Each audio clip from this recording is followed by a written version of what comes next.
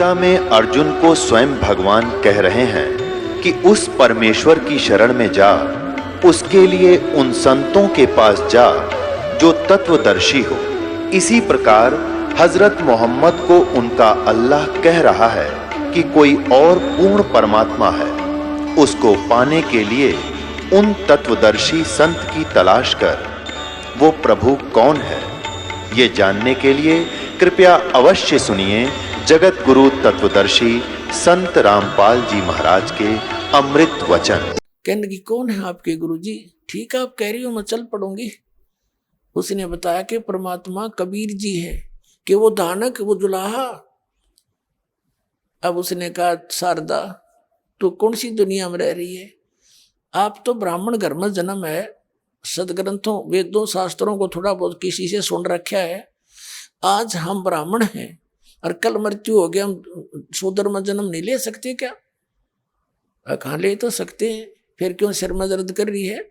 कल न कुतिया बन गीता ब्राह्मणपना कहाँ जाएगा तेरा? क्योंकि परमात्मा के ज्ञान से परिचित हो जाता तो वैसी बोली बोलते हैं। उसको कुछ बात जची, लेकिन वो मान बढ़ाई नहीं हटी। उसने फिर ऐसे ही कह दिया कि नहीं, मैं नहीं ले सकती, ना मर जाऊंगी इससे अच्छा। कुछ दिनों के बाद वो ब्राह्मण आ गया जो रामानंद ने ये कह के रिजेक्ट कर दिया था कि तो तेरा कर्म का भोग है, भोगना पड़ेगा प्रारब्ध। और वो भी कति सुखी हो गया था, दूर का नाती था, उसका रिश्तेदार था दूर का, लेकिन वो परिचित थी कि वो वहां दुखी प्राणी है, उसका तो बुरा हाल है। क्योंकि इकट्ठे ही जंतर मंतर कराने वो कई बार जाते थे, एक ही संत के पास एकत्रित हो जाते थे। वो कुदरती पहुंच गया वहां पर, मालिक ने भेजा, कुशल मंगल हुई। फिर उसने पूछा, शारदा क्या हो गया, तू हुआ नहीं तुझे राहत? तक नहीं, कुछ राहत नहीं हुआ मुझे। जिस संत से मैंने उपदेश लिया है, मेरा सारा परिवार ठीक हो गया। मेरे ऊपर इतना कर्जा था, आत्महत्या करने की नौबत आ गई थी। आज 2 पैसे मेरे पास हैं, कर्जा उतर गया, सारे बच्चे सुखी हो गए। तो कहने लगी, कौन है तेरा गुरुजी? कि कबीर साहब हैं। कबीर साहब है, तने शर्म नहीं आई? ब्राह्मण होकर तन दानक ते नाम ले लिया, जुलाहे को गुरु बना लिया। अब वो कहने लगा, सर्वानंद की माँ, अकल नाम की चीज नहीं तेरे में। सडंदागरी खाट पर पड़ी पड़ी ब्राह्मणी को आवे, माए टट्टी लिकड़े तेरी, तने शर्म तो तुझे आनी चाहिए। ऐसे महापुरुष को तो ऐसे रिजेक्ट कर रही है। अब मेरी क्या हालत थी? और रिश्तेदारी में जाता था, आंखें बदल लेते थे वो कि ये टोटे वाला और पता नहीं क्या मांगने आ गया। आज वो मेरे पास मांगने आते हैं उस मालिक की दया से।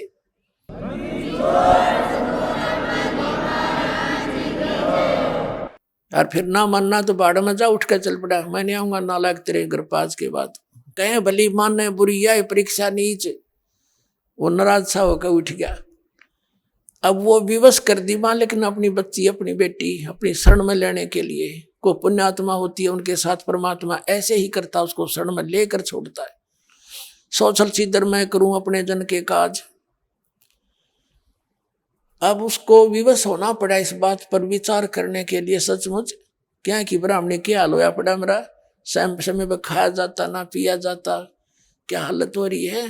तो उसने मन में नो सोच ली कि यहीं आसपास कहीं कभी सत्संग होगा उस महापुरुष का, तो मैं परीक्षा लूंगी, अपना भेष बदल के यानी ऐसे मुंह छुपा के जाऊंगी और उसके आशीर्वाद से मैं ठीक होगी, तब गुरु बना लूंगी। अब वो भी दया बख्श दी दाता ने, वहीं उसी की कॉलोनी में एक गरीब के यहाँ सत्संग कर दिया। वो संदेशा देने जाते हैं, न्योता देने के हमारे यहाँ निमंत्रण देने जाते हैं, सत्संग होगा, यो सभी के जाते हैं। परमात्मा ने कह रखा, तुम कह के अवश्य आना, ना होगा उसका दुर्भाग्य होगा, तुम उलाने में नहीं रहोगी। तो वो सब के कहते आसपास के। तो उसको पता चला सर्वानंद की माँ शारदा को कि आज वो यहीं आगे हैं और रात न जाऊंगी, रात का सत्संग करते थे। ऊपर पर्दा, पहले पर्दा सिस्टम था ही हिंदुओं में। अब पहले क्या करते थे, एक जोत लगा करते थे देसी घी की, और वही दीपक का काम भी करती थी, हवन यज्ञ का काम भी करती थी। तो छोटी सी टमटमाती रोशनी होती थी। सभी श्रोता जा रहे थे, आशीर्वाद ले रहे थे। बहन एक तरफ, भाई एक तरफ बैठ रहे थे। यह ऐसे 50-100 व्यक्तियों के एकत्रित होने का स्थान था। तो सर्वानंद की माँ शारदा भी मुंह ढक कर पल्ला करके और कर रहे थे, ऐसे लाइन में लगी और धीरे धीरे जाके तक बैठ कर आशीर्वाद लूंगी, आशीर्वाद से ठीक होगी तो मान लूंगी, ना तो ना मानू। देख कि सब कैसा मन है हमारा, कैसी सोच है। परमात्मा कहते हैं वो भी काम कर देता हूं मैं। उसके सिर पे हाथ रखा और कहा, सर्वानंद की माँ आज दानक के पास क्यों कराएगी? वो न सोची, अगिन तो पहचान दी, मैं पहचान ली, ये तो सचमुच भगवान है। और हाथ रखते हुआ स्वस्थ होगी, पर्दा एक तरफ कर दिया, चरना में पड़ गई है, भगवान माफ कर दो मुझ पापन को। जैसा सुना था वैसे ही पाए आप तो। ये मेरे दाता गलती होगी, मुझ नीच को माफ करना, मैंने बहुत बुरा भला कहा आपके बारे में। अब बैठ जाए, सत्संग और सुन ले थोड़ी सी। वह बैठ की परमात्मा ने कहा, ये झाड़ा ना समझना, ये तुझे शरण में लेने के लिए तेरा रोग काटा है। पहले एक कांटा निकाला तेरा, अब जूता पहन लिए, कदे फिर ने सोचा और भी कांटे लग सकते हैं, नाम ले ले चुप करके। नाम लूंगी जी।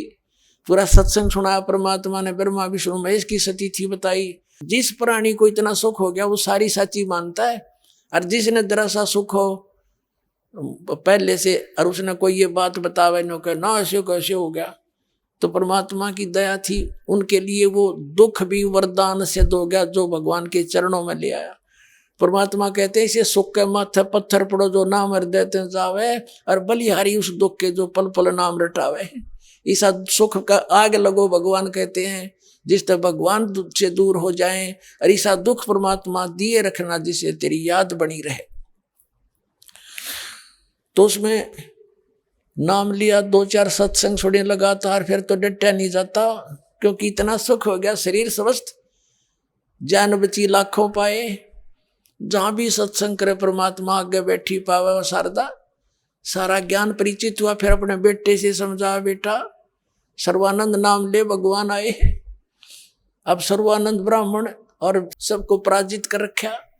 वो कहने लगे, माता जी तो आप क्या कह रही हो, मैं तो सबका गुरु हूं, मैंने सबको पराजित कर दिया है, और माता जी मेरा नाम बदल दो, सर्वानंद से बदलकर सर्वाजीत नाम रख दो मेरा, ताकि जनता को दूर से पता लग जावे कि ये सर्वजीत का अर्थ है जिसने सब पर विजय पाली हो। सब ब्राह्मणों को पराजित कर दिया था उसने। इसे वो ब्राह्मण थे, कख पता नहीं उनको, अंधा में अंधाए विजयी। पर माई ने कहा, बेटा सर्वानंद के बुरा नाम है? अक नहीं माता जी, इससे सब ने न्यू पता लग जाएगा कि मैं कौन हूं, मैंने सबको हरा दिया है। तो शारदा बोली, बेटा एक काम कर, ठीक है, एक विद्वान को और हरा दे, फिर मैं बेटे का नाम सर्वाजीत रख दूंगी, ना तक नहीं रखूंगी भाई। और देख अर्जित का फैसला लिखवा के लाइए। अब ठीक है माता जी। अब किसको? अब कबीर जी को हरा दे, कबीर के वो धानक जुलाहा, क्योंकि उसका पता सब ने था, सब ने छेड़ा छड़ी रखा करते परमात्मा कि उसने तो रामानंद जी की का बुद्धि भ्रष्ट कर दी, वो भी उसके पीछे लगा हुआ है, जंतर मंत्र जानता होगा, मैं सब ठीक कर दूंगा उसको। वहां भी जाता हूं, अभी आया, वो तो अक्षर ज्ञान रखता ही नहीं है, वो तो अशिक्षित है। ई भरा के आता हूं, माई अभी जाता हूं। माई बोली, जा बेटा। अपने आत्मा वो साथ रखता था अपने बैल के ऊपर, सारे पोथी, ये 4 वेद, 18 पुराण, उपनिषद, महाभारत एक बोरे में जैसे गधे पर बोरा डाला करे, ऐसे बैल पर रख कर रखा था, आदर सत्कार से लेकर चलता था। वह कमाली नाम की एक बेटी जो मालिक ने जीवित की थी, मरी हुई 13 साल की, वो 18-20 वर्ष की हो चुकी थी। कुएं से पानी जल भर रही थी अपनी कॉलोनी में, जुलाहों की कॉलोनी में।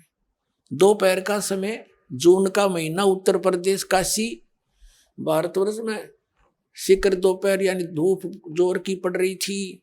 सर्वानंद ब्राह्मण जब जुलाहों की कॉलोनी में प्रवेश किया तो उस समय ब्राह्मण आ जाए ऐसा विद्वान, और जुलाहों की कॉलोनी में ऐसे देखा करते, सब बाहर निकल कर जैसे हाथी गांव में आ जा, सारा गांव देखने आकर हाथी आ गया, हाथी आ गया। तो सब अब अपनी झोपड़ियों में खड़े होकर देख रहे हैं ब्राह्मण किसके घर जाएगा। इतने में उसको परमात्मा ने ऐसी दया करी, ऐसी प्यास लगा दी, उसकी आंखों में जी आ गया, और सामने लड़की पानी निकाल रही थी। सर्वानंद ने कहा, बेटी जल पिला। अकलो महाराज। अब नू करके हाथ से वो लड़की ने जल पिला दिया। अब उसका जो पेट भर गया ना, प्यास बुझ गई, जान बच गई, जब उसको याद आई तू तो ब्राह्मण, अरे यो जुलाहों का कुआ, तेरी तो बेइज्जती होगी। इधर उधर देखा, कोई देख तो नहीं रहा है, अब देख रहे सारे कॉलोनी वाले। तो उसने सोची आज तो बड़ा नाश हुआ इज्जत का। लड़की पर डांट लगाने लगा, है लड़की तूने पहले क्यों नहीं बताया कि ये जुलाहों का कुआ है। लड़की बोली पंडित जी, जुलाहों की कॉलोनी में ब्राह्मणों का कुआ कैसे हो सकता है, तेरी अकल ने काम करना चाहिए था।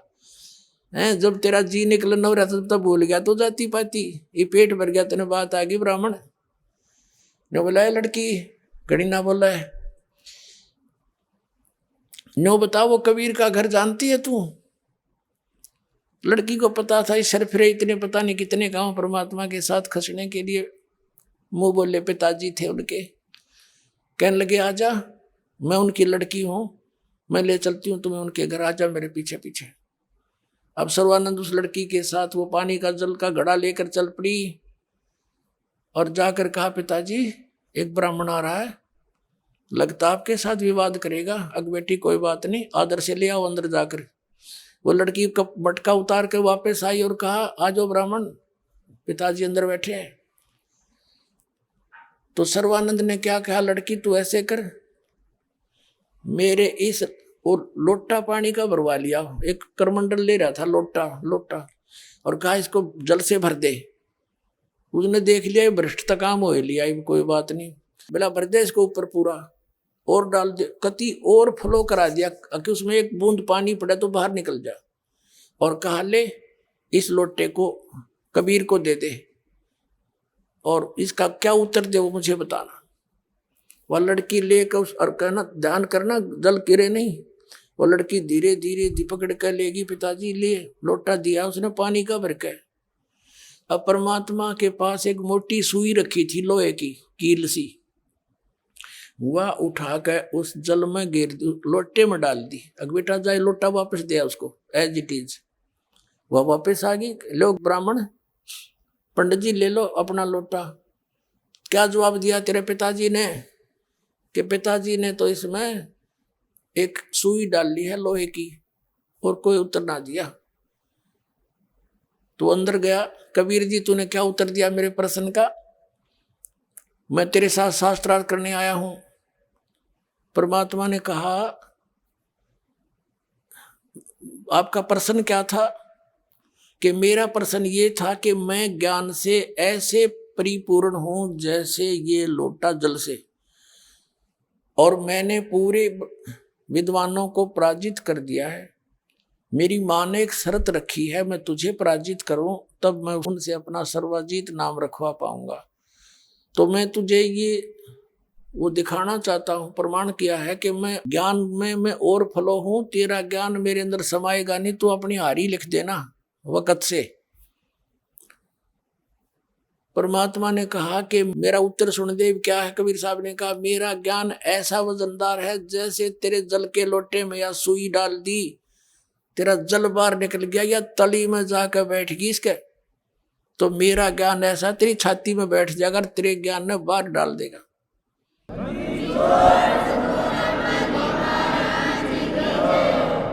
अब सर्वानंद कहता है कि प्रश्न कर। परमात्मा ने कहा कि कौन ब्रह्मा का पिता है, कौन विष्णु की माँ, और शंकर का दादा कौन है, पंडित जी दे बता। लगा कहने वो तो अविनाशी हैं, जो अमर है, उनको कोई माता पिता नहीं। ये सुनी सुनाई आचार्य शंकराचार्य गप्पे वो मार रहा था। तब परमात्मा ने कहा खोल के देख शिव पुराण का रुद्र संहिता अध्याय नंबर 5 से लेकर 6 तक पढ़ स्वामी जी। अब उन्होंने निकाल कर जब देखी, और उसी समय जुलाहों की कॉलोनी के सारे जुलाहे इकट्ठे हो गए। और यह खास बात होती है, घर का जोगी जोगड़ा, बाहर का जोगी सद, सारे नो सोचे थे आयु कबीर गणा विद्वान पाक रहा है, आज यू ब्राह्मण इसने कति हरा के जाओगा। वो सारे इसलिए इकट्ठे हो गए और बैठे बैठे सुने सारी वार्ता। अब उसने देख लिया, पढ़ भी ली। फिर परमात्मा ने कहा कि इसमें देखना, तीसरे सकंद के अंदर 5वें अध्याय में विष्णु जी स्वयं स्वीकार करते हैं कि मेरा ब्रह्मा और शंकर का तो जन्म मृत्यु होता है, अविनाशी नहीं है। वह भी खोल के देखी, सारा ठीक। जो कह झूठ बोलता है, ऐसा नहीं लिखा, वो लग गया और कुछ सुनाने। यानी याद कर रखे थे उसने वेदों का पूरा एक चैप्टर सुना दिया, और संस्कृत बोलता ही रहा। अब श्रोता जो बैठे थे जुलाहे, उनको पता नहीं ये पंडित जी बोल के रहा है, और सब ने कहा वाह सर्वानंद, वाह सर्वानंद, वाह सर्वानंद। अब सब ने हथेली पीट दी, सर्वानंद जीत गया, कबीर जी हरा दिए। तो परमात्मा बोले भाई ठीक है सर्वानंद, तू जीत गया, हम हार गए। अपना आत्मा ये तो ऐसी स्थिति होगी जैसे एक बार एक किसान का लड़का छठी कक्षा में पढ़ा करता, पहले छठी कक्षा से ही लगा करती थी अंग्रेजी पढ़ने लग गया करते बच्चे हमारे टाइम में। तो वो 1-2 वर्ष 7वीं 8वीं कक्षा में होगा, उसने कुछ इंग्लिश पढ़ता था अंग्रेजी, तो अंग्रेजी में बोलता था अपना ऐसे, और सीख याद करने के लिए बच्चा अंग्रेजी में बोलता रहता था। पिताजी ने नो सोचा तेरा बेटा भी पक्का अंग्रेज हो लिया। एक दिन खेतों में जा रहे थे, संडे के दिन, गाड़ी में बैठे हुए पिता पुत्र, आगे से एक अंग्रेज ऑफिसर आ गया कार के अंदर। उसने गाड़ी से उतरकर कहा भी अंग्रेजी में, उसने पूछा मैंने उस गांव में जाना है, अंग्रेजी में बोल रहा था, को रास्ता पूछा। तो किसान ने कहा बेटा यो अंग्रेज घृणा नु दिखावा, मैं अंग्रेजी जानता हूँ, सुना देना, तू भी जानता अंग्रेजी? कहाँ जानता हूँ पिताजी। उसने सिक लीव सुना दी। To the headmaster I beg to say that I can not come to school, please grant me 1 day leave. अब उसने माथे माथ मारा अंग्रेज ने, मैं पूछ रहा हूँ गाँव का रास्ता, सुना हुए सिक लीव। अगाचे मूर्ख तो पाड़ा पड़ा, उठ कर चल पड़ा, गाड़ी लेकर चल पड़ा। पिता ने कमर थपथपाई, हुआ बेटा हुआ, तेने अंग्रेज हरा दिया, आज मेरी जीवन सफल कर दिया मेरे बेटे ने। तो पुत्र कहने लगा पिताजी अभी तो माई बेस्ट फ्रेंड और याद था, जब वो सुन ले तो गाड़ी छोड़कर भाग जाता ये। तो पुण्यात्मा परमात्मा पूछ रहे थे ब्रह्मा विष्णु महेश के माता पिता, बता पंडित जी सुनावे सिक लीव। तब आखिर में भगवान ने बोले भाई ठीक है, उद्देश्य क्या है तेरा, तू जीत गया ना, सब ने थेड़ी पीट दी, ताली पीट दी, तू विजयी हो गया, जाए अपने घर ने। बोला से नहीं जाने वाला, लिख कर दे दे। अगर भाई लिख ले, मैं तो ऐसे शिक्षित हूं, पंडित जी लिख ले तू अपने आप, मैं अंगूठा ला दूंगा। सर्वानंद ने लिख लिया। शास्त्रार्थ में कबीर जी पराजित हुए, सर्वानंद विजयी हुए। परमात्मा ने अंगूठा लगा दिया, ले भाई ठीक, जा पीछा छोड़।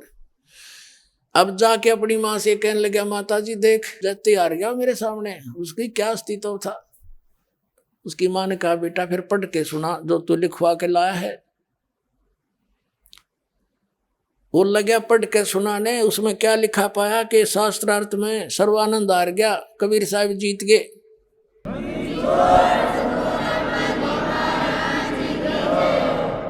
उसकी माँ बोली रे तू तो हार का है बेटा, है झूठ बोला निकम्मे। बोला नहीं माता जी ऐसा ना, लिखने में मेरे से गलती होगी, फिर जाता हूँ लिखवा के लाता हूँ, जा लिखवा के ला। दूसरी बार गया कि कबीर जी ऐसे ऐसे मेरे लिखने में फर्क रह गया, अब दोबारा लिखवाना पड़ेगा, मेरी माँ नहीं मान रही है। अब लिख ले पंडित जी कोई बात ना, कि अंगूठा कैसा है मेरा, फिर ला दूंगा। उसने फिर वैसे लिख लिया, शास्त्रार्थ में सर्वानंद जीत गया, कबीर साहब हार गए, अंगूठा लगा दिया। फिर लेकर आया कि ले माता सुनाऊं, अब सुना भाई। वो पढ़ कर सुनाया जो का, तो फिर सर्वानंद हार गया, कबीर साहब जीत गए। अब सर्वानंद ने सोची बड़ा चाला हुआ, अभी कहने लगा माता जी मैं कई दिन से शास्त्रार्थ में चल रहा था, नींद में था, मैं ऐसे लिखोगा, फिर जाता हूँ, फिर जा। तीसरी बार फिर गया, तीसरी बार फिर लिखवा लिया, मालिक ने फिर अंगूठा लगा दिया। अब उसने सोचा कि बाहर पढ़ता हूँ घर से तो बिल्कुल ठीक होते, अक्सर अंदर जाते ही उलट कैसे हो जाते हैं। तो प्रवेश होने से पहले उस पर दृष्टि लगा ली और कहने लगा माता जी सुनाऊं सुनाऊं। अब सुना बेटा। वो सुनाने लगा, उसके सामने अक्षर चेंज हो गए, नो के नो, नो का नो बैठ गया। क्या हो गया विद्वान बेटा, बोलता क्यों नहीं, क्यों बोलती बंद होगी तेरी? अरे नालायक, पैर पकड़ दे, भगवान आए हैं, बकवास कर रहा है यहाँ पर, हटपट करके जीवन नाश कर दिया। बेटा मेरी आत्मा रो रही है, किसा विद्वान है, मुझे पता है तेरा क्या ज्ञान है, मैं खूब जानती हूँ। परमात्मा आए हैं बेटा, और मेरा रोग उसी से नाश हुआ है। फिर वो शर्मिंदा हो गया कि माता जी सचमुच सारी सच्ची बताई उन्होंने, अब मुझे शर्म लगे है, मुझे नाम दिला दो, साथ चलो। अब लेगी उसकी माँ, चल बेटा, और मुझे दिखाई क्या दे, तेरे जीवन के अतिरिक्त गधा बनेगा, कुत्ता की योनि में जाएगा, कहाँ का विद्वान बना फिरे। माँ लेगी, नाम ले लिया। फिर उस सर्वानंद तक कोई बात करे नहीं, जाते घेर दिया। परमात्मा बोले पड़ा रहे बेटा, कल्याण हो जाएगा, बाढ़ में जाओ या जाते। तो पुण्यात्मा परमात्मा कहते मेरा ऐसा ज्ञान है कि सबके सीने में जगह बनाओगा। तो पुण्यात्मा ये वो ज्ञान है दास के पास जो गॉड गिवन कबीर साहिब का दिया हुआ। बोलो सतगुरुदेव।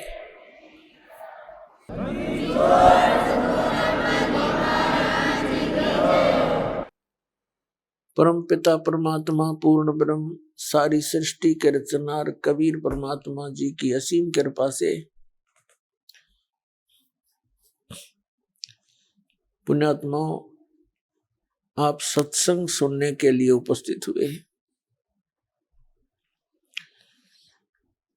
जब तक हमें सत्संग सुनने को नहीं प्राप्त होता तब तक हम अपने उन्हीं क्रियाओं को, उन्हीं कर्मों को जो हमारे पूर्वज करते आए,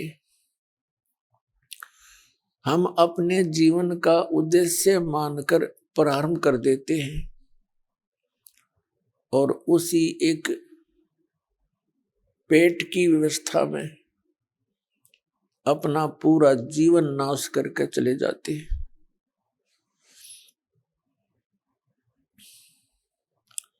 जिस दिन से हमें सत्संग मिलता है, संतों के वचन सुनने को मिलते हैं, सत्संग परमात्मा का विधान होता है।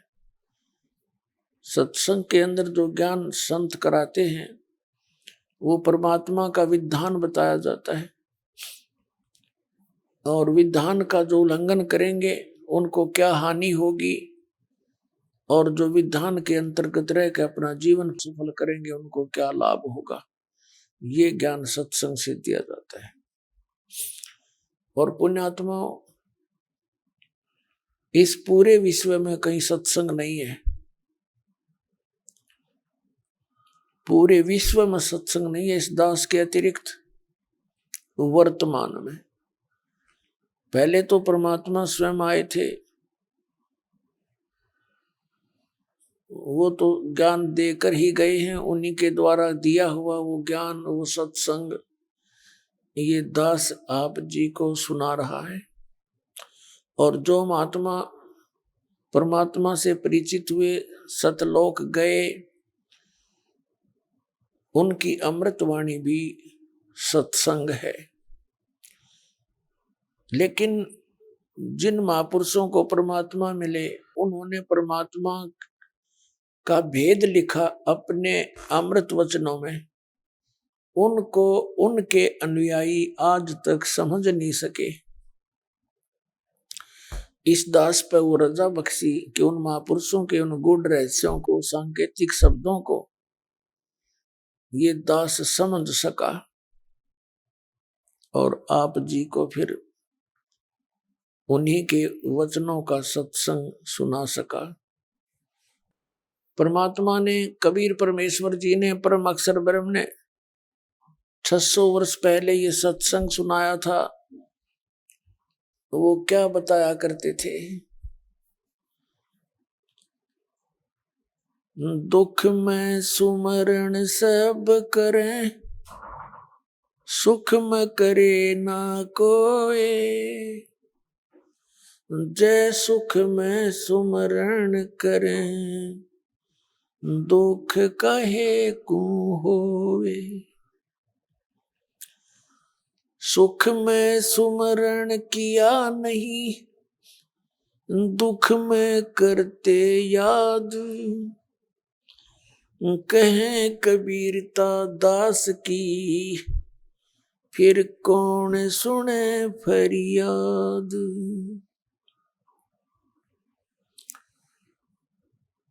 लूट सको तो लूटियो, राम नाम की लूटी, पीछे फिर पछताओगे, प्राण जहांगे छूटे, नहीं भरोसा देही का, विनस जावे छिन माही। श्वास उश्वास में नाम जपो, और यतन कछु नाई।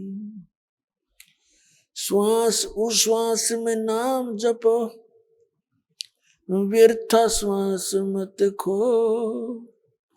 न जाने इसी श्वास को, आवण हो कि न हो। पृथ्वी पति चकवे गए, जिनके चक्र चलंत। रावण सरीखे कौन गिने, ऐसे गए अनंत। सर्व सोने की लंका थी, वो रावण से रणधीर। एक पलक में राज विराजी, जम के पड़े जंजीर।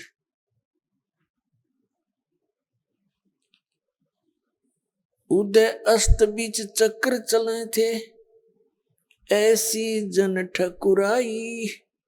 चुनकर शीशवर कल्प किया, तब खोज न पाया राई। मन तू सुख के सागर बस रे, भाई और न ऐसा यस रे। मन तू सुख के सागर बस रे, भाई और न ऐसा यस रे। भाई 11 अक्षौणी संग चले थी, संग इकोतर भाई। 11 अक्षौणी संग चले थी, संग इकोतर भाई।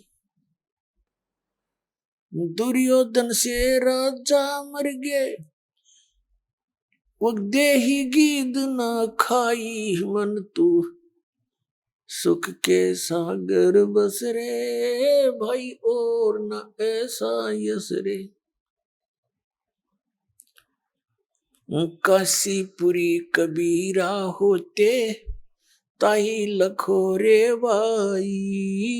काशीपुरी कबीरा होते, ताही लखो रे भाई। केसो से बन जा रे जिसके, 9 लाख बॉडी आई। मन तू सुख के सागर बस रे, भाई और न ऐसा यस रे। परम पिता परमात्मा कबीर भगवान कबीर साहिब जी, ये अपने पिता हैं, परम पिता हैं, हम सभी के जनक हैं। ये परम अक्षर ब्रह्म है। इन्हीं को सतपुरुष, अकाल मूर्त, शब्द स्वरूपी राम आदि उपमात्मक नामों से जाना जाता है। इनका बॉडी का नाम कबीर देव है, कबीर साहब है। कबीर साहब कबीर है। जैसे अपने देश के प्रधानमंत्री जी का शरीर का नाम तो अलग होता है, और पद के नाम भाषा भिन्न। प्रधानमंत्री और प्राइम मिनिस्टर ये पोस्ट के पद के नाम है, उपमात्मक नाम है। ऐसे सतपुरुष, अकाल मूर्त, शब्द स्वरूपी राम, सतपुरुष, परम अक्षर ब्रह्म, ये उसी कबीर परमात्मा के उपमात्मक नाम है, उपाधि के नाम है। तो पुण्यात्माओं, वो परमात्मा हम सभी के जनक हैं। और हम यहाँ काल के लोक में कैसे फंसे, इसका सृष्टि रचना से ज्ञान होता है। जिस समय परमात्मा ने ऊपर के सभी लोकों की रचना कर दी, सतलोक, अलखलोक, अगमलोक और अकैलोक,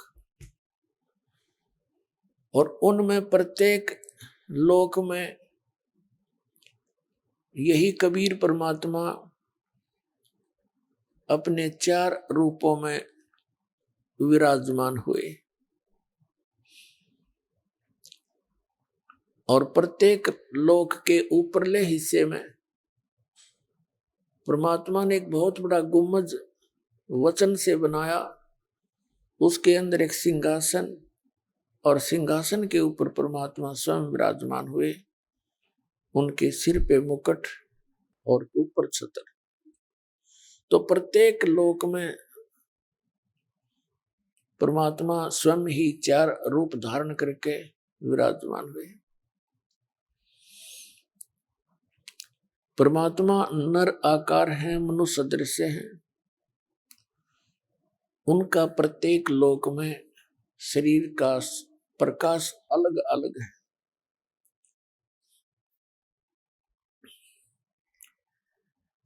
तो सतलोक के अंदर परमात्मा ने सतलोक की सृष्टि की, यानी अन्य जीवों की उत्पत्ति की। तो परमात्मा ने सतलोक के अंदर एक शब्द से ये सभी द्वीप आदि बना दिए।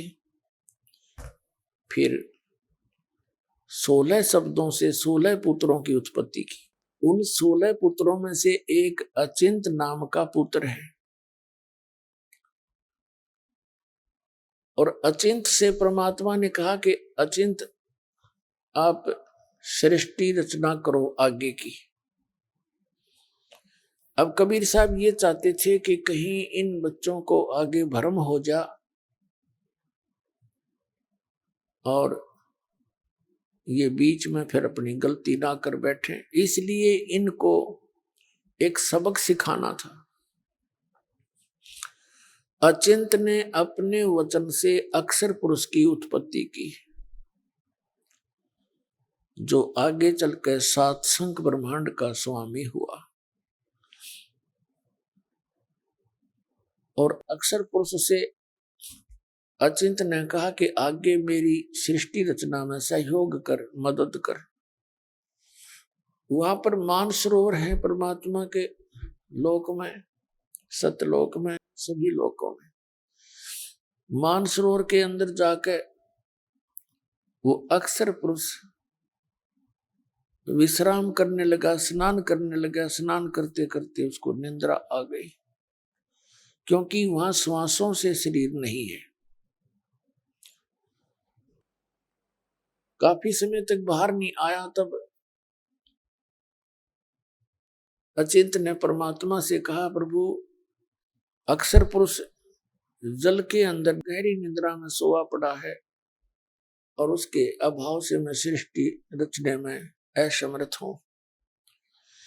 तब परमात्मा ने कहा, बेटा समर्थ का काम समर्थ ही कर सकता है। तुम्हें एक सबक सिखाया है कि आगे चल के तुम टांग ना अड़ानी शुरू कर दो, अपनी अपनी डफली, अपने अपने राग ना बजाने लग जाओ। इसलिए तुम्हारी औकात से तुम्हें परिचित कराया है। तब परमात्मा ने क्या किया, उसी अमृत सरोवर से जल लिया। उस जल से अपने वचन से एक अंडा बना दिया। उस अंडे में अपने वचन से, अपने ही शरीर से एक आत्मा प्रवेश करती है। उस विशाल अंडे को सरोवर में छोड़ दिया और वो गड़गड़ गड़गड़ करता हुआ जब नीचे जाने लगा, अक्षर पुरुष की निंद्रा भंग हो गई और उसने अपने को डिस्टर्ब मान के और थोड़ा सा क्रोध से देखा। जैसे किसी को नींद से जगा दे तो कई व्यक्ति काफी नाराज हो जाते हैं, यह स्वभाव है। उसी प्रकार उसने भी इसी स्वभाव का बर्ताव किया। तो उसका जो कोप था वो उस अंडे में प्रवेश हुआ, अंडा फट गया और उसमें से ये ज्योत निरंजन निकला। जो आगे चल के ब्रह्म नाम से प्रसिद्ध हुआ, काल भी इसी को कहते हैं, ज्योत स्वरूपी निरंजन भी इसी को कहते हैं, ये निकला। परमात्मा ने कहा तुम दोनों बाहर आओ, अक्षर पुरुष तुम निद्रा में थे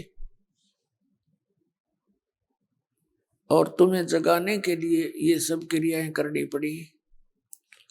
दोनों बाहर आ गए। कौन? सरपुरुष और अक्षर पुरुष। तो परमात्मा ने कहा आप जाइए अचिंत के लोक में, तीनों जने रहो उसके द्वीप में। आज्ञा मानकर वो दोनों वहां चले गए, तीनों, अचिंत, सरपुरुष और अक्षर पुरुष।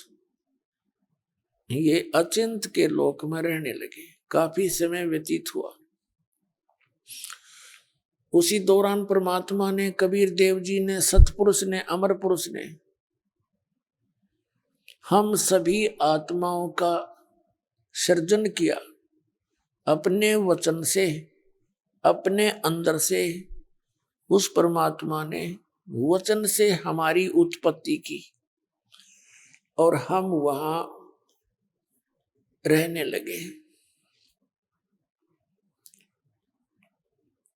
हमारा सब वहां अलग से, प्रत्येक का अलग अलग परिवार था।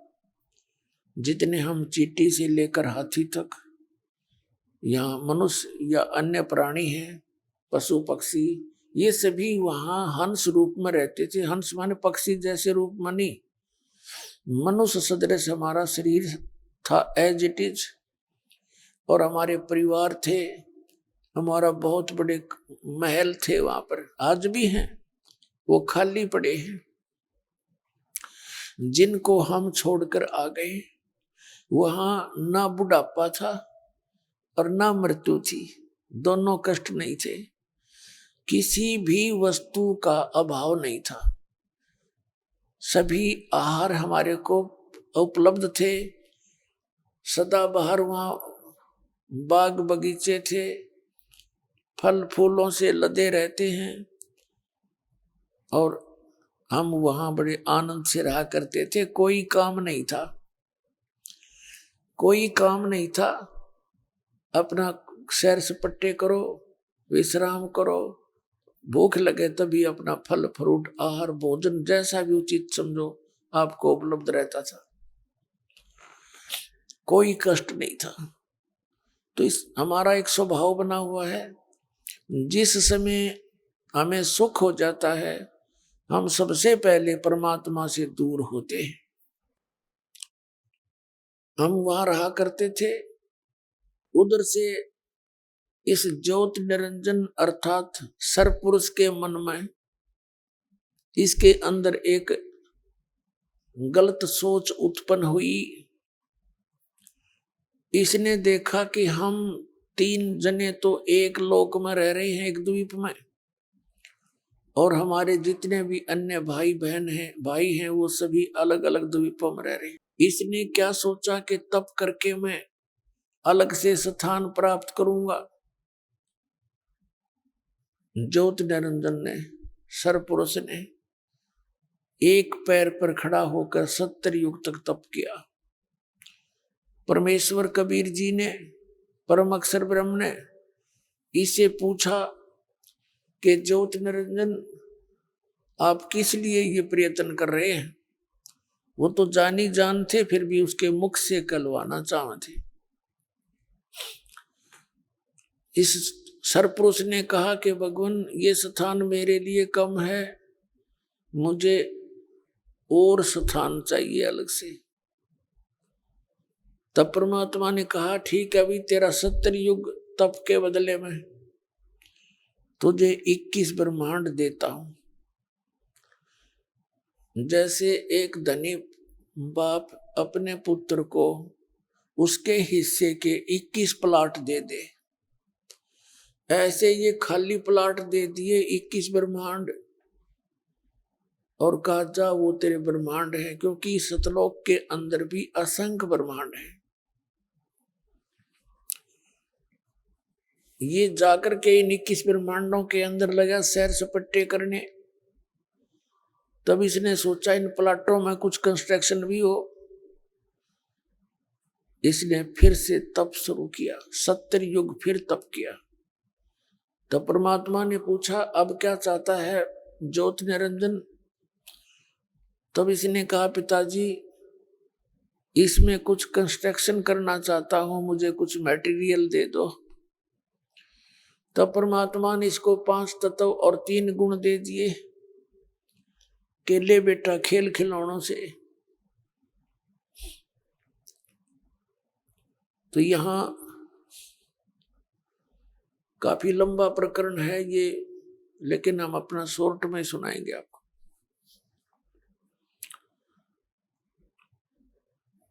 इसने ये 5 गुण, 5 तत्व और 3 गुण लेकर ये पहुंच गया अपने ब्रह्मांडों में। फिर इसने सोचा इसमें रचना भी कर लूंगा। तो रचना जैसे मकान बना लिया तो अकेला कैसे रहूंगा। तो इसने सोचा कि इसके अंदर कुछ जीव भी मेरे साथ रहे, कुछ आत्मा मेरे साथ रहे तब दिल लगे। तब इसने फिर तप शुरू किया। जब 64 युग तक तप किया, परमात्मा ने पूछा कि ज्योत निरंजन जो तूने चाहा था वो मैंने दे दिया, जो तूने मांगा था, अब और क्या इच्छा है तेरी।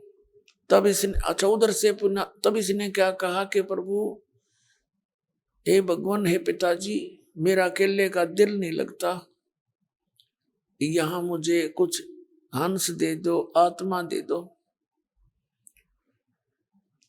तब परमात्मा अपन आत्मा हम यहाँ क्यों फंसे इसके काल के जाल में।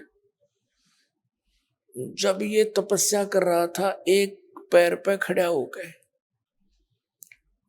प्रथम बार जब इसने तपस्या की तो हम सभी जो इसके आसपास के अक्षेत्र के थे, हम सभी के सभी इसके इस नाटक को बड़े गौर से देखने लगे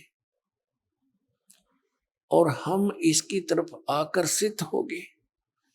परमात्मा ने अपने जो तीसरे प्रत्येक ब्रह्मांड के अंतिम प्रत्येक लोक के ऊपरले हिस्से में मालिक विराजमान है और वहां से आकाशवाणी कर देते हैं, वो सबको सुनाई देती है। परमात्मा ने आकाशवाणी की कि बच्चों किसी के क्रियाओं को नहीं देखना चाहिए, अपना मस्त रहो। तुम क्या देख रहे हो, इस ज्योत निरंजन के इस क्रिया को मत देखो, अपना मस्त रहो। हम ऊपर से तो सावधान हो गए पर अंदर की कसक नहीं गई। हम अंदर से इसको बहुत गहराई से स्वीकार कर चुके थे। अंतर्यामी पिता सब जानते हैं। भाव दूसरे शब्दों में ये समझो कि हम अपने पतिव्रता पद से गिर गए और भगवान के दिल से उतर गए, अपने मालिक की, अपने स्वामी की नजरों से हम गिर गए।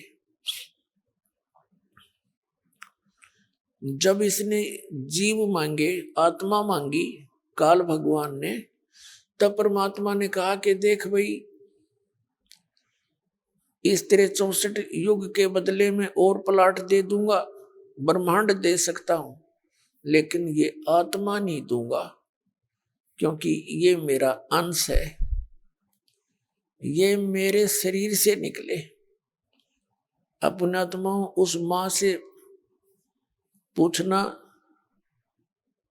जो बच्चों को जन्म देती है, उसकी कितनी ममता होती है उन बेटा और बेटियों में। एक माई का एक पुत्र उत्पन्न हुआ, अपाहिज और माइंडलेस था वो बिल्कुल। हाँ, ऐसे लाल पड़े, ऐसा टेढ़ा सा मुंह, ऐसे चिपका हुआ सा उसका सिर, यानी देखने में भी अभद्र लगे। और लाल पड़े, टट्टी और पेशाब अंदर ही कर देवे। दास जब सर्विस करता था सरसा जिले में, किराए पर रहा करता था उसके, तब देखा करता था उस माँ की ममता को। उस बच्चे को देखकर आदमी रोटी नहीं खा सकता, ऐसी स्थिति में था। और वो जब आ करता, रोना भी नहीं आता था, ना बोलना आता था, तो बाजी आती थी, आई आई मेरे लाल, आई मेरे लाल, और उसकी लाड़ लूड़ पूछ के मुंह माँ धो के फिर प्यार करती थी। अपने आत्मा कहने का भाव ये है कि उस परमात्मा कबीर भगवान के हम सभी बच्चे हैं, चिट्ठी से लेकर हाथी, और हिंदू मुस्लिम सिख ईसाई, ये सभी मनुष्य उस परमात्मा के बच्चे। अब उस भगवान को हम कितने प्यारे लगते हैं, और हम कैसे यहां फंस गए, और कितना हम कष्ट उठा रहे हैं, तो उसे देखा नहीं जा रहा। अब कैसे फंसे, ये कहानी इस अमर कथा से पता लगेगा। तब परमात्मा ने कहा, भी देख, ये मेरी आत्मा है, ये मेरा अंश है, और ये मेरे हृदय से मुझे प्रिय है, ये नहीं दे सकता मैं तुझे। फिर परमात्मा को ये मालूम था कि हम वहां रहने लायक नहीं रहे। परमात्मा नहीं चाहता था हमें वहां से बाहर निकालना, लेकिन हम उस योग्य नहीं रहे थे। जैसे सेब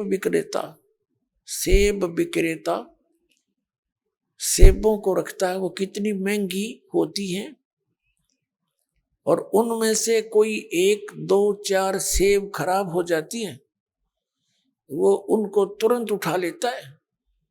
क्यों उठा लेता है? उनको निकाल देता, फेंक देता कूड़े में, और उनके मंडी के खागड़ खाया करें, फिर उसे सूअर खाते हैं उनको। क्यों फेंक देता है? कि यदि ये अधिक समय तक इसमें रहेगी टोकरी में, ये और सेबों का भी नाश कर देंगी। तो परमात्मा ने ये सोच के कि ये थोड़े से एक क्षेत्र में बिजली गिरी है और ये और में भी होगी, तो ये मेरे बच्चे घने दुखी हो जाएंगे, इसलिए परमात्मा ने हमें वहां से निकालना उचित समझा। अब सेब विक्रेता का दिल जाना है, वो एक सेब ने कैसे फेंक रहा है, कितनी कॉस्टली होती है, उसको कितनी हानि हो रही है, लेकिन उसकी मजबूरी थी। अब इस दयालु ने ये कहा कि भाई बात सुन ज्योति निरंजन, मैं उनको नहीं भेज सकता तेरे साथ, हाँ एक बात है, एक शर्त पर भेज सकता हूं, यदि वे सब इच्छा से तेरे साथ जाना चाहते हो तो भेज देंगे। आप जाइए, उनसे पूछ लीजिए। ज्योति निरंजन हमारे पास आया, हम तो पहले ही इसको चाह रहे थे अंदर से। जब ये हमारे पास आया तो हम इसके चारों तरफ मंडरा गए। इसने कहा कि मैंने पिताजी से ऐसे ऐसे 21 ब्रह्मांड प्राप्त किए हैं तप करके, और उनके अंदर ऐसे ऐसे झरने बनाऊंगा, स्वर्ग बनाऊंगा, महास्वर्ग बनाऊंगा, हीरे पन्ने लाल लगाऊंगा, वहां झरने बहेंगे, ऐसे ऐसे, तुम चलोगे मेरे साथ? हम सभी ने कह दिया कि यदि पिताजी आज्ञा दे दे हम तैयार हैं। ज्योति निरंजन ने कहा, पिताजी कुछ आत्माएं मेरे साथ चलने को तैयार हैं। परमात्मा स्वयं आए हमारे पास, हमसे पूछा कि भी बोलो। परमात्मा ने कहा कि मेरे सामने स्वीकृति वो देंगे तब मैं भेजूंगा। अब वो हमारे पास आए, हमसे कहा कि भी जो ज्योति निरंजन के साथ इसके ब्रह्मांडों में जाना चाहते हैं हाथ खड़ा करो, हाथ खड़ा करो। अब हम सारे के सारे नीचे को मुंह करके सन्नाटा छा गया, बोले नहीं। आइए अब हम उन श्रद्धालुओं के अनुभव जानते हैं जो जगत गुरु तत्वदर्शी संत रामपाल जी महाराज जी से दीक्षा प्राप्त कर चुके हैं तथा उनके द्वारा बताए गए भक्ति मार्ग पर चल रहे हैं। नमस्कार जी। सत साहिब सर। क्या नाम है जी आपका? सर मेरा नाम नीलम चौहान है। बहन जी आप कहाँ से हैं? सर मैं झज्जर हरियाणा से हूँ। संत रामपाल जी महाराज से नाम दीक्षा आपने कब ली? सर मैं संत रामपाल जी महाराज से दिसंबर 2012 में जुड़ी। बहन जी संत रामपाल जी महाराज से नाम उपदेश लेने से पहले आप क्या भक्ति साधनाएं करती थीं? संत रामपाल जी महाराज से नाम दीक्षा लेने से पहले भक्ति के बारे में इतना ज्ञान नहीं था, लेकिन फिर भी जो समाज में इन ब्रह्मा विष्णु महेश इन चारों की भक्ति होती है उसमें से पहले मैं सारे फास्ट वगैरह किया करती, जैसे जन्माष्टमी, शिवरात्रि, नवरात्रि सारे व्रत वगैरह रखा करते और शिव जी में आस्था थी। फिर उसके बाद शेरावाली में भी आस्था हुई, कई सालों तक हमने उनकी भक्ति की। सर उससे पहले हमने गुरु के बारे में कोई जानकारी भी नहीं थी और कोई गुरु बनाया भी नहीं था, सिर्फ शेरावाली और शिव जी की ही भक्ति करते थे। उनसे हमें कोई लाभ नहीं हुए, ना तो शारीरिक कष्ट दूर हो रहे थे ना आर्थिक कष्ट दूर हो रहे थे, किसी भी तरह का कोई कष्ट दूर नहीं हो रहा था, सिर्फ वो एक आस्था थी कि भगवान है, इसके अलावा कोई लाभ तो नहीं हुआ। बहन जी संत रामपाल जी महाराज की शरण में आने का आपका क्या कारण बना? 2012 से पहले हम शेरावाली माँ की पूजा करते थे, तो उसमें नवरात्रे भी करते थे, सारा सब कुछ करते थे, लेकिन किसी भी तरह का कोई लाभ नहीं होता था। हम में आर्थिक संकट इतना था कि दिन ऐसे थे कि दिन ना तो सुख से दिन करते थे ना रात करती थी, कोई भी काम करो उसमें किसी भी तरह का कोई लाभ नहीं होता था। एक बार क्या हुआ कि किसी ने कह दिया कि आप गाड़ी ले लो, तो मेरे पति ने क्या किया, एक गाड़ी ले ली जिसमें हमें इतना नुकसान हुआ कि हम पे बहुत ज़्यादा कर्जा चढ़ गया। फिर उसके बाद हमारे घर परिवार में सभी ने संत रामपाल जी महाराज से नाम दीक्षा ले रखी थी, जैसे मेरी ननंद है, जेठ है, सभी ने। तो फिर उन्होंने कहा कि सिर्फ तुम ही बचते हो जो संत रामपाल जी महाराज की शरण में नहीं आए, अगर तुम भी अपना कल्याण चाहते हो तो संत रामपाल जी महाराज की शरण में आओ। फिर 2012 दिसंबर की बात है, मैं अपनी ननंद के घर गई हुई थी, तो वो सत्संग में जा रहे थे, तो उसने कहा कि भाई चलोगे तुम हमारे साथ? हमने कहा कि नाम तो ले नहीं रखा।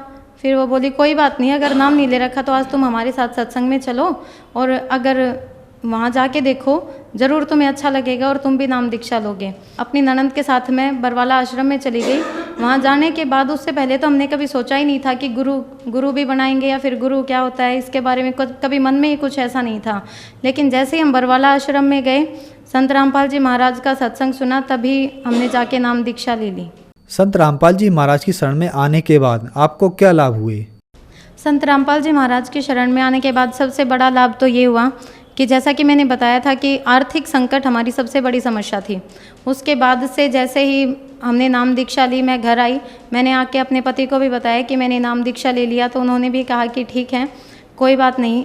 तो फिर उसके बाद जैसे जैसे हमने गुरुजी का, संत रामपाल जी महाराज का नाम लिया, घर में उनके नाम से हम जैसे भक्ति करने लगे, धीरे धीरे हमारे जितने भी कष्ट थे, हमारा जिस काम में हाथ डालते हुए उसमें बहुत लाभ होता। जैसे फिर उसके बाद मेरे पति ने दूसरी गाड़ी ली, उसमें हमें इतना लाभ हुआ कि उससे पहले हम किराए के मकान में रहते थे, हमारा खुद का कोई घर भी नहीं था। सिर्फ 2 साल के अंदर, हम दोनों ही प्राइवेट सेक्टर से जुड़े हुए हैं, इतनी कमाई नहीं है हमारी, लेकिन फिर भी उन 2 साल के अंदर आज हमारा बहुत अच्छा मकान भी बनाया, प्लाट लिया, मकान बनाया, बहुत लाभ हुए। उसके अलावा फिर बीच में क्या हुआ, मेरी सास थी तो वो बीमार हो गई। तो मेरी सास जब बीमार हुई तो समाज के लोग कहने लगे कि पंडित के पास जाओ, वहाँ जाने के बाद इनका मोक्ष होगा। उन्होंने अपने अपने तरीके बताए कि पंडितों के पास जाओ, मंदिर में जाओ, ये करो वो करो, बहुत सारे उन्होंने विधि विधान बताए। तो हमने भी सोचा कि चलो कोई बात नहीं, हम भी अंधविश्वास में पड़ गए और हम पंडितों के पास गए। तो उसके जाने के बाद मेरी सास में कष्ट और ज़्यादा आने लगे समाज। फिर उसके बाद हमने सोचा कि अब तो हमने पंडितों से भी इलाज करवा लिया, फिर भी ना तो हमारे कष्ट दूर हो रहे हैं ना हमारी सास के कष्ट दूर हो रहे हैं, इसके पीछे क्या कारण है। तो फिर मेरी ननंद, मेरे जेठ जेठानी घर पे आए, तो उन्होंने कहा कि जब तक तुम अंधश्रद्धा भक्ति में लगे रहोगे, पंडितों के चक्करों में पड़े रहोगे, तब तक तुम भी दुखी रहोगे और ये भी दुखी रहेगी। अगर तुम्हें अपने कष्ट दूर करने, इनके कष्ट दूर करने मेरी सास के, तो इनको गुरुजी संत रामपाल जी महाराज की शरण में फिर से लेके चलो, तुम्हारा नाम खंडित हो गया। और जैसा कि कहा गया है कि नाम खंडित होने के बाद किसी भी तरह का कोई लाभ नहीं होता बल्कि हानि होती है। तो हमारा नाम खंडित होने के बाद हम बहुत बहुत ज़्यादा परेशान रहने लगे। तो फिर उसके बाद हम अपनी सास को लेके संत रामपाल जी महाराज के नाम दीक्षा केंद्र पर लेकर गए। वहाँ जाके हमने उनका नाम शुद्ध करवाया। वो ना ही तो बोल सकती थी, उनकी हालत ऐसी हो गई थी, मतलब ना बोल सकती थी ना कुछ सुन सकती थी, कोमा में गई हुई थी। तो फिर जैसे गाड़ी में लेके गए हुए थे, उनको गाड़ी में ही लेटी हुई थी, वो उनकी उठने की क्षमता नहीं थी और ना वो ठीक हो पा रही थी। तो जैसे ही हमने नाम शुद्ध करवाया, घर आए, क्योंकि जैसा मैंने बताया था कि भाई नाम खंडित हो गया था, और नाम खंडित होने के बाद लाभ बिल्कुल भी नहीं होते। ऐसे होता है जैसे एक तार कट जाए तो फिर बिजली का कनेक्शन नहीं चलता, उसी तरह हमारा कनेक्शन कट गया था संत रामपाल जी महाराज से। शरीर में इतने कष्ट हुए, मैं इतने डॉक्टरों के चक्कर लगाए, बड़े बड़े हॉस्पिटलों में, रोहतक में मानसरोवर हॉस्पिटल है, मुझे लगा था मेरा दिमाग चल गया। मैं स्कूल में पढ़ाती हूँ, पढ़ाते पढ़ाते दिमाग स्लिप हो जाता था, एकदम सब कुछ भूल जाती थी, मेमोरी ख़त्म हो गई थी बिल्कुल। तो उसके बाद हम मानसरोवर हॉस्पिटल में गए, MRI करवाई, लेकिन जैसा कि संत रामपाल जी महाराज का हाथ हमारे सर पे था, नाम खंडित बेशक हो गया, लेकिन ऐसा नहीं है कि उन्होंने हमारा साथ छोड़ दिया था। भगवान की, संत रामपाल जी महाराज की दया से कोई बड़ी बीमारी नहीं मिली। तो फिर हम फिर से रोहतक केंद्र में गए, नामदान केंद्र में, और वहाँ जाके नाम शुद्ध करवाया। उसके बाद से उन बातों को 3 साल हो गए, शरीर में बिल्कुल किसी तरह का कोई कष्ट नहीं है, मैं बिल्कुल स्वस्थ हूँ।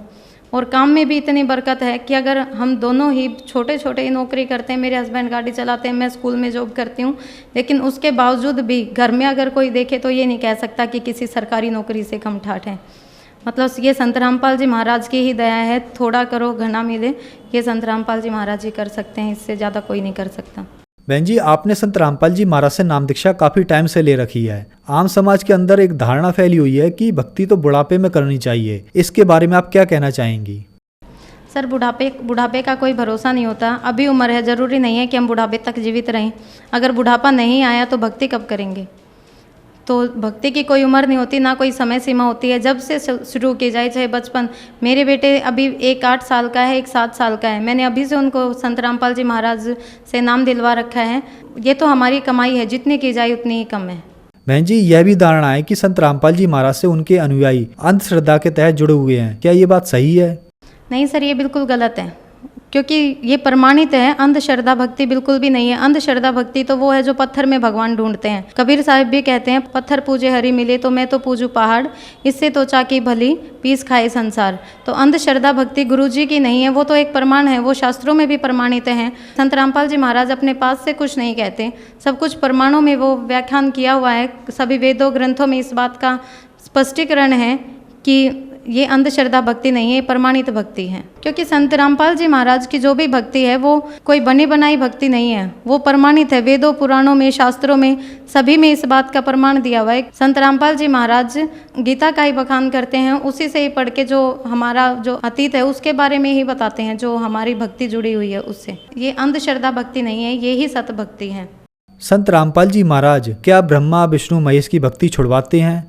उनकी भक्ति छुड़वाते नहीं हैं, बल्कि सही विधि बताते हैं कि किस तरह से भक्ति की जाए। बहन जी, जो दर्शक आज आपको टीवी पर देख रहे हैं, आप उनको क्या संदेश देना चाहेंगी? उनसे मैं यही संदेश तो मैं क्या दे सकती हूँ, उनसे मैं प्रार्थना करती हूँ कि जो भी मुझे सुन रहे हैं या देख रहे हैं, उनसे एक ही प्रार्थना है, सभी संत रामपाल जी महाराज की शरण में आएं और अपना कल्याण करवाएं, यही सच्चा मार्ग है। संत रामपाल जी महाराज की शरण में कैसे आ सकते हैं? संत रामपाल जी महाराज की शरण में आने के लिए टीवी पर जो भक्ति चैनल है उन पर संत रामपाल जी महाराज का सत्संग आता है, तो उसके नीचे एक पीली पट्टी चलती है जिसमें बहुत सारे फ़ोन नंबर दिए हुए होते हैं। उन पे फ़ोन करके अपने नज़दीकी नामदान केंद्र का पता लगा सकते हैं और नाम ले सकते हैं। धन्यवाद जी। सत साहिब।